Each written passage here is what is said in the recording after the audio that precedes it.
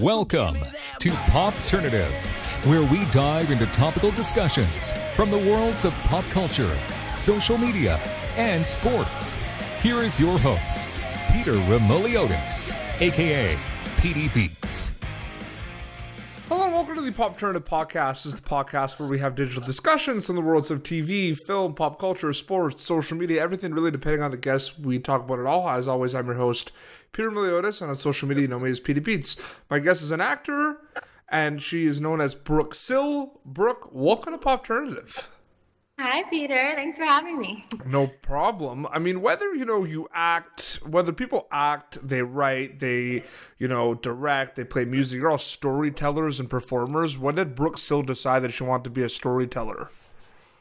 Ooh, okay. Well, I guess if we want to get to the root of it, when I was really little, my cousin, best friend, and I, we loved just creating different plots and characters, and we would create these stories and perform every Thanksgiving and Christmas for our families. Our poor families had to sit through and watch them. But I think I've just always loved performing and telling a story since I was little. And then dance kind of took over, and I fell in love with dancing and went to a boarding school for that in high school. Went to Clemson for dance, but I minored in theater. So in the back of my mind, I knew I always wanted to pursue it. But really the last year and a half is when I dove into it. Now, from what I understand, you were a cheerleader at one point as well, correct? Yes, a rally cat dancer at Clemson, which is really fun. I mean, they don't mess around with their sports over there. They don't. I got really lucky to go there during a good time, too. Yeah, they really don't mess around with their sports. So what was that experience like? That was amazing. We only lost one home game while I was there, so it was insane. There's nothing quite like those first 15 seconds of the football game. It's still embedded in my memory. Yeah, really thankful. Whether you're like a rally cat dancer or whether you're actually just going to a game, I mean, I always get this too, like in Canada, like hockey games, like the hour before, an event, going to like a sporting event is always pretty fun, like the build up. Yes, the hype is everything. I love it. Absolutely. So lately, you had a pretty cool scene in a show that's kind of taking over the world right now that is known as Outer Banks. Yes. And it's a cool scene. You know what I mean? You're at a party with Rafe and Topper and Kels, but it's one scene, but I see it on social media. Like the reception has been crazy. It has. You never know when something's going to blow up, and this one did so fast. And I think this one particularly has been so special because it was filmed in South Carolina. And I'm from a really small town in South Carolina, and everyone here is just loving it. So it's been so fun to see, just everyone talking about it. I'll see on Snapchat stories, living the kook life when they're at the lake, or just hearing these terms bounce around is really fun. Exciting for the community here. It's pretty crazy too, because I mean, it hasn't even been a month yet since the show's been out, but it's getting to the point where it might be considered a phenomenon. This fan base is insane. It's insane. The amount of people who've asked me when is season 2 coming out? Everyone wants to know. People have also just binged it in 24 hours. I don't think I've met anyone who hasn't binged it really fast. Now I find it very interesting because we don't really, we see your character, well, we see you in that episode. We don't see you ever again. And people on social media, go follow you on social media. You post clips. You're like, oh my God, the girl at the party with the cocaine with Topper. I mean, maybe there's an opportunity for season 2 that maybe you could come back and we could get to know who you are.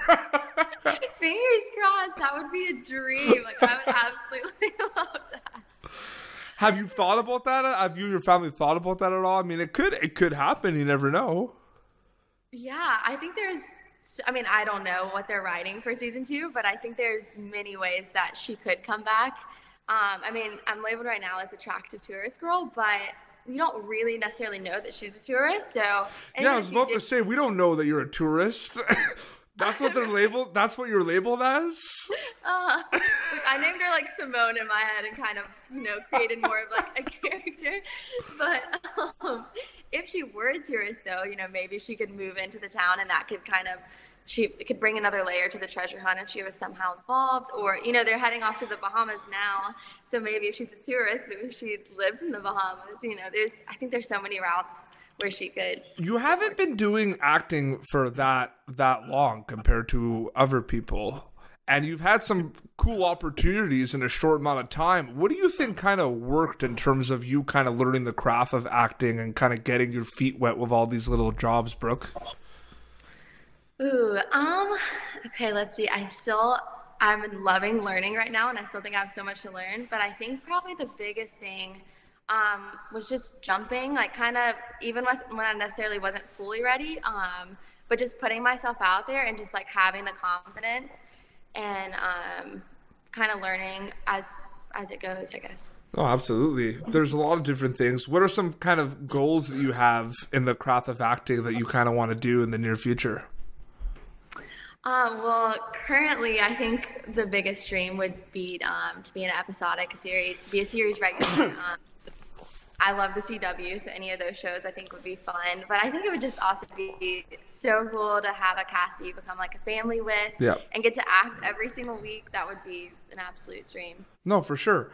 You mentioned CW. We mentioned Outer Banks. I mean, during the quarantine, like people have a lot of like opportunities to like watch a lot of stuff. Like, what have you been specifically watching lately during this time?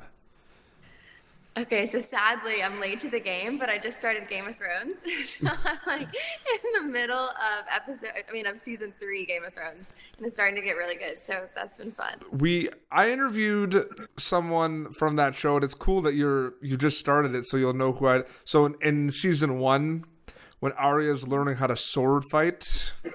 Yes. I interviewed Cyril Forel, Miltos Yarolima. I interviewed him on the show, which was pretty cool. And it's cool because, but here's the thing, and you can kind of link it a little bit to what you're going through right now. I mean, I see a lot of like, I actually saw something on Instagram of your character. Like someone posted a clip from like the scene of the cocaine and said like, who is this? You know what I mean? And like, who is this person? Yeah. So that's one episode.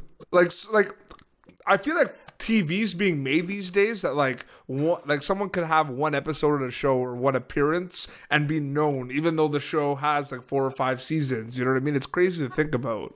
That's really cool. I'm just so grateful to be a part of like such a great project. I think the writers, directors, producers are amazing. Jonas and Josh Pay and Shannon, they're brilliant. And I think there is a craving in the market for this type of show too. Absolutely. Really now, you mentioned, you were, a dancer and cheerleader. Did you also do was modeling something that you did at one point as well? A little bit, yeah. Little things here and there. Especially, I guess, in the travel side of things, I have been bitten by the travel bug really bad. So any jobs that could take me abroad, I always tend to gravitate towards. So all those things, I mean, it seems like you wear kind of many hats. You don't just do one thing. How important do you think it is to kind of be multifaceted and do a lot of different things, Brooke?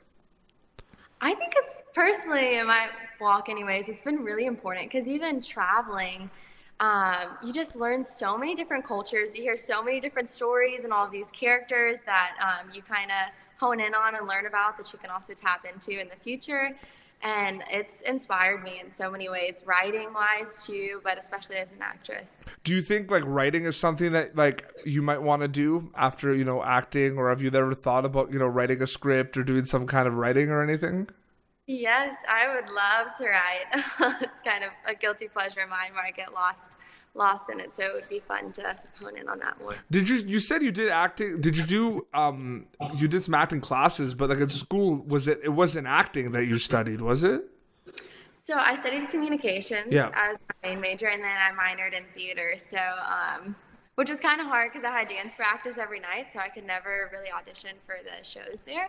But it was nice to be in class and learn the foundation of the acting world and theater and study the greats. Yeah. Do you do communications at Clemson? Yes. Mm-hmm. That was is that they have a lot of different programs. Is that one of the programs that they're like? Is it pretty well like rounded like program, the communications program over there? Yeah, it's pretty good. Especially, I was kind of more focused on like the sports broadcasting side. Yes. Okay. Yeah, which is really cool. I have a master's in communications. That's why I'm asking. I'm curious. Oh, okay. Yeah. Nice. Yeah. And here in Canada, but I was just curious because I feel like a lot of different schools now are tweaking and doing really cool things in the communication programs. Like a lot of people are specializing specifically in like sports media, like you said, but some people now are realizing that like digital media, like podcasting and stuff, like you could do like a community. I'm pretty sure there's some classes you could take that are like on podcasting, which I think is pretty cool. I didn't get a chance to do that, but I feel like that's pretty cool. Well, they're gonna be studying you now. No, it's true. That's another thing. Have you thought about doing any of that stuff too? Any little projects like podcast or like have you ever thought about doing like with your background in communications? Have you thought about doing some of that stuff? You know, I haven't that much, but recently the other day I was thinking about how many amazing people I've met traveling kind of in like the videography world, photography world, and how a lot of people would probably love to hear their stories. So maybe that could possibly be a good idea. Oh, absolutely. Well, Brooke, thank you so much for coming on Popternative to chat a little bit. I really appreciate it. Yeah, thank you so much for having me. Enjoyed it. No, absolutely. Where can people follow you on social media to keep up to date with everything? So my Instagram is Brook Sill, just BrookSill, and I also have a website, brooksill.com, and then YouTube, Brook Sill. That's awesome. Well, thank you so much, and I hope you're staying safe during this quarantine. Thank you. You too. No problem. Well, this has been Popternative, youtube.com/Popternative for previous episodes. And until next time, this is Brook Sill and PD Beats signing off. Thank you for tuning in to Popternative. Make sure to check out our past episodes of Popternative on YouTube. Be sure to like Popternative on Facebook and follow us on Twitter. This has been an Autograph Communications production.